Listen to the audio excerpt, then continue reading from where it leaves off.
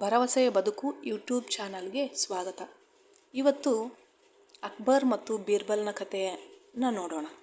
ಬುದ್ಧಿವಂತ ಬೀರ್ಬಲ್ ಹೇಗೆ ತನ್ನ ರಾಜ್ಯದಲ್ಲಿ ಬಂದಿರುವ ಸಮಸ್ಯೆಗೆ ಪರಿಹಾರ ಕೊಡ್ತಾ ಇದ್ದ ಅನ್ನೋದ್ರ ಬಗ್ಗೆ ಒಂದು ಕಥೆಯನ್ನು ನೋಡೋಣ.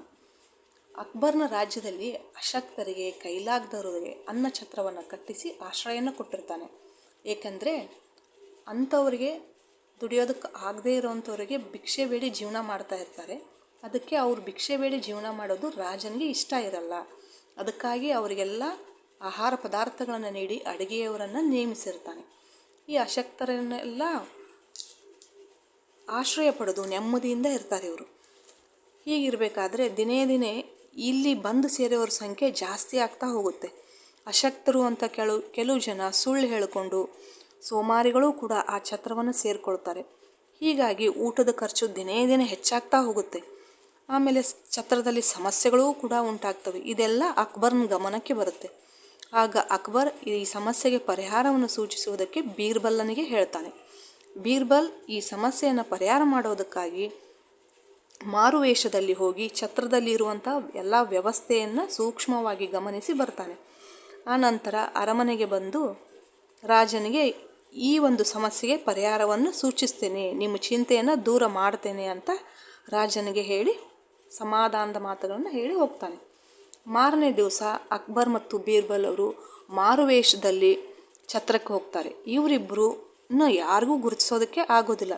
ಇವರಿಬ್ಬರು ತಿರುಗಾಡ್ತಾ ಆ ಕಡೆ ಈ ಕಡೆ ನೋಡ್ತಾ ಇರ್ತಾರೆ. ಅಲ್ಲಿ ಕೈಲಾಗದ ಅಶಕ್ತರು ಒಂದು ಮೂಲೆಯಲ್ಲಿ ಕುಳಿತಿರ್ತಾರೆ. ಇನ್ನು ಉಳಿದವರೆಲ್ಲ ಆರಾಮಾಗಿ ಕೂತಿರ್ತಾರೆ. ಕೆಲವು ಜನ ಹರಟೆ ಹೊಡಿತಾ ಕೂತಿರ್ತಾರೆ. ಆಗ ಬೀರ್ಬಲ್ ಏನು ಮಾಡ್ತಾನೆ, ಛತ್ರದ ಮಧ್ಯೆ ನಿಂತು, ಅಯ್ಯೋ ಕಾಪಾಡಿ, ಛತ್ರಕ್ಕೆ ಬೆಂಕಿ ಬಿದ್ದಿದೆ, ಎಲ್ಲರೂ ಓಡಿ ಹೋಗಿ, ಬೇಗ ಬೇಗ ಓಡಿ, ಎಲ್ಲ ಕಡೆ ಬೆಂಕಿ ಆವರಿಸ್ತಾ ಇದೆ, ನಿಮ್ಮ ಜೀವ ಉಳಿಸ್ಕೊಳ್ಳಿ ಅಂತ ಜೋರಾಗಿ ಕೂಗಾಡ್ತಾನೆ. ಆ ಬೀರ್ಬಲ್ನ ಈ ಕೂಗಾಟ ಕೇಳಿ ಛತ್ರದೊಳಗಿದ್ದವರು, ಆರಾಮಾಗಿ ಕುಳಿತಿದ್ದವರು, ಹರಟೆಯಲ್ಲಿ ತೊಡಗಿದ್ದವರು ಓಡಿ ಹೊರಗಡೆ ಹೋಗ್ಬಿಡ್ತಾರೆ. ಕೈಲಾಗದ ಅಶಕ್ತರು ಮಾತ್ರ ಓಡೋಕ್ಕಾಗದೆ ಕುಳಿತಲ್ಲಿಯೇ ಅಳ್ತಾ ಕೂತಿರ್ತಾರೆ. ಇದನ್ನೆಲ್ಲ ನೋಡಿದ ಅಕ್ಬರ್ ಮತ್ತು ಬೀರ್ಬಲ್ರು ಒಬ್ಬರ ಮುಖ ಒಬ್ಬರು ನೋಡ್ಕೊಳ್ತಾರೆ. ಇವರ ಉಪಾಯ ಯಶಸ್ವಿಯಾಯಿತು ಅಂತ ಇಬ್ಬರಿಗೂ ತುಂಬ ಖುಷಿಯಾಗುತ್ತೆ.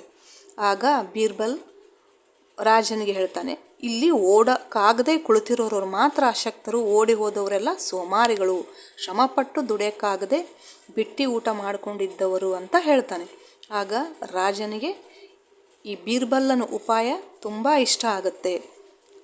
ನಂತರ ರಾಜ ನಿಜವಾದ ಅಶಕ್ತರಿಗೆ ಮಾತ್ರ ಇಲ್ಲಿ ಆಶ್ರಯವನ್ನು ನೀಡಬೇಕು ಅಂತ ಮಂತ್ರಿಗಳಿಗೆ ಆಜ್ಞೆಯನ್ನು ಮಾಡ್ತಾನೆ.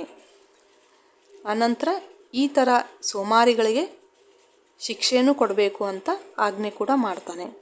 ಬೀರ್ಬಲ್ಲನ ಬುದ್ಧಿವಂತಿಕೆ ರಾಜನಿಗೆ ಇಷ್ಟ ಆಗುತ್ತೆ.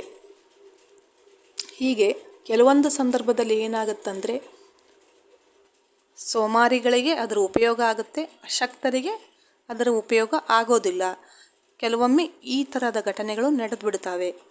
ಈ ಒಂದು ಬೀರ್ಬಲ್ಲನ ಬುದ್ಧಿವಂತಿಕೆಯ ಕಥೆ ನಿಮಗೆ ಇಷ್ಟವಾದಲ್ಲಿ ಲೈಕ್ ಮಾಡಿ, ಶೇರ್ ಮಾಡಿ, ಸಬ್ಸ್ಕ್ರೈಬ್ ಮಾಡಿ. ಧನ್ಯವಾದಗಳು.